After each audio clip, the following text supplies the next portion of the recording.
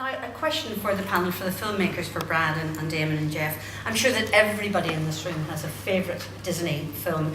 And I just wondered, in what ways does Tomorrowland, A World Beyond, in what ways does it stay very true to Walt Disney's vision and to his values?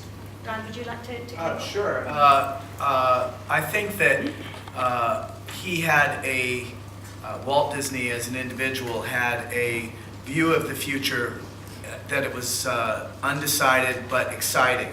It was something that could be fun. It was something that where science wasn't the enemy. It was actually just another thing to play with and be inspired by. So I think that in the loosest sense, we were trying to make a film that kind of came from that camp. It's not a film about the section of Disneyland that is called Tomorrowland. It's more about the idea of what tomorrow could be. Damon and Jeff, would you like to join in that? Yeah, I think there's also a big part of Disney and what Walt's vision for what that word would come to mean that was sort of associated with magic. And for us, you know, we didn't want to make a movie that had any magic in it. We did want to ground it in reality, but that is very much a part of what a Disney film is, that idea of when I first saw Mary Poppins being able to jump into the sidewalk. And so I think that we try to take the idea that Brad was just talking about and marry it to something that was a little more fun, a little more adventurous. Carly Newman, question for the three cast members. You obviously had stuntmen to do the dangerous stunts, but I wondered, what did each of you find most scary that you were asked to undertake? Well, Raph had all the challenging stuff. I just had to roll around and react to things being, you know, shot at me or, you know, scary people attacking me. But I remember you were so good on all the ratchets, but there was one ratchet that I had to do, not many. But there was one where I had to climb up onto this platform where I had to go. I had the time bomb. And I remember because I have to be ratcheted up onto this platform, and then I have to lift myself up onto the platform so that I can stand. And I trained for a really long time before, well, not a long time, like a month, but a while before we started shooting just on that specifically.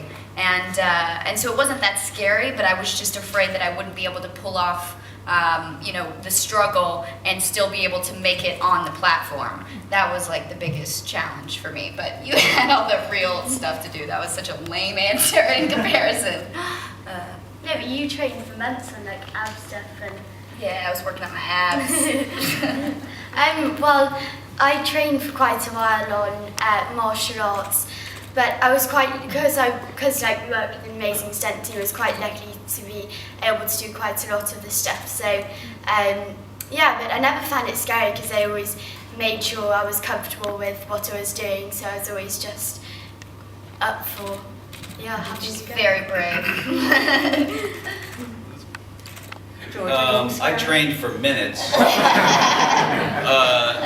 because I had to fight an old other TV doctor. I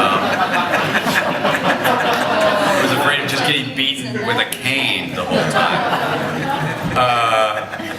I think that was our great stunt, wasn't it? Yes.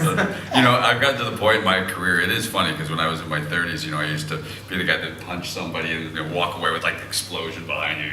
Yeah. But now I just get the hell beaten. I just slash me in the face and I fall down and cry.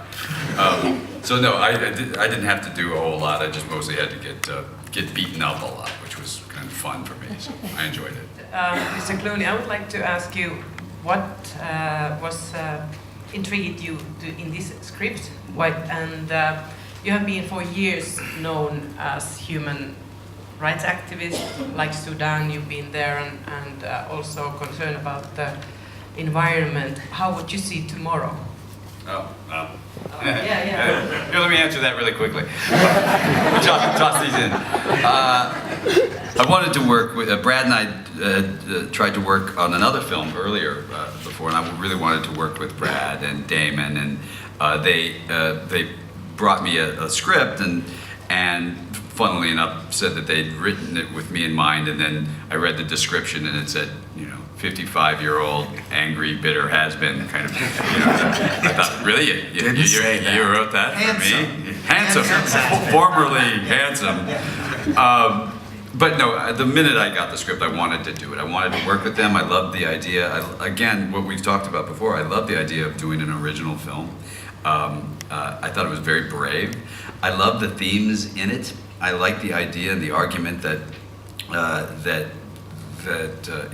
you know, I grew up in and around news, and I grew up in a time where news was as bad. You know, quite honestly, if you think about the 60s, there was so many things going wrong. We thought the world was falling apart with the assassinations and with the, you know, with the civil rights movement and the race riots and, you know, the women's rights movements and everything. Everything felt like the world was going to fall apart.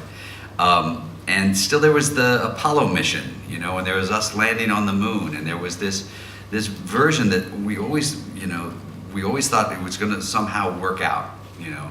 And my father used to, when he would do the news, he would always try to put things in perspective and say, let's look at, you know, there's some skinheads down here rioting in Cincinnati, Ohio. There's 7 of them, and you cover it because it's a news story. But then you go up to the top tower, 40 stories up, and you take a shot of these 7 little people in the middle of Fountain Square, so you understand, in the perspective of the real world, what really is going on. And I thought that's important because, you know, you'll spend a lot of time, yes, I go to Sudan often, and South Sudan now, and Darfur is lighting on fire again, and it's a very difficult time in a lot of these places, certainly in sub-Saharan Africa and all over the Middle East. And you'll see these things and you'll feel just completely inundated if you watch the news, and you should watch the news, but it can't just be that. There has to be some positive in it. And understanding that, for instance, the endeavors that I've taken up, we know we'll never completely succeed in. There's no, I'll be long dead before they'll be solved. But participating is part of the game, you know, getting in and getting involved. And so I've always believed in that. Again, it was part of what attracted me to the film. That was as fast as I could do it. Thank you.